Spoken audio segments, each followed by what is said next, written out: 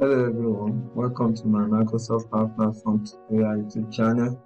Today we are going to be starting by building a new project called Inventory Management Project. We are going to be using the Microsoft Power Platform tools such as the Power Apps, the Dataverse, the Power Automate and the Power BI. We are going to be using the Power Apps to create a user-friendly app that can add, update and view inventory records. We are going to be using the Dataverse to store our inventory record such as the product details, the stock level and the suppliers. And we are going to be using the Power Automate to create a workflow automation such as the load, stock alert and purchase order generation.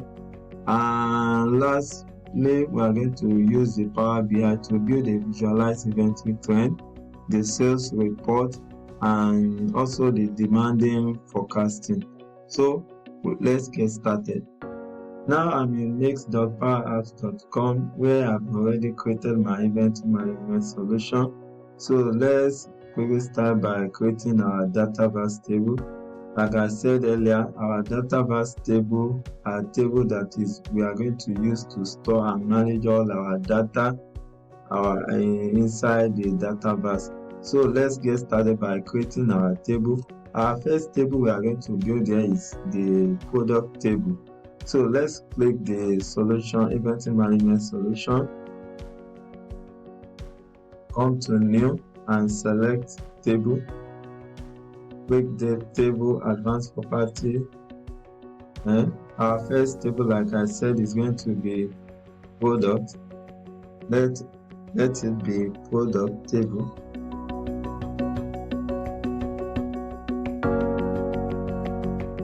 Product, and let our primary columns be the product ID.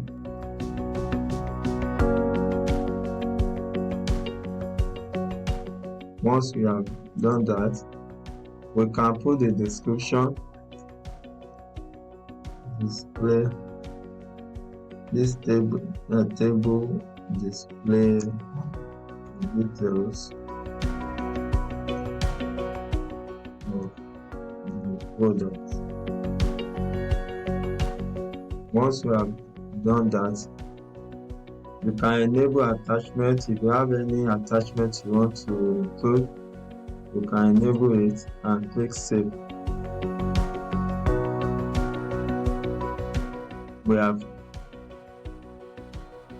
It brings us an error.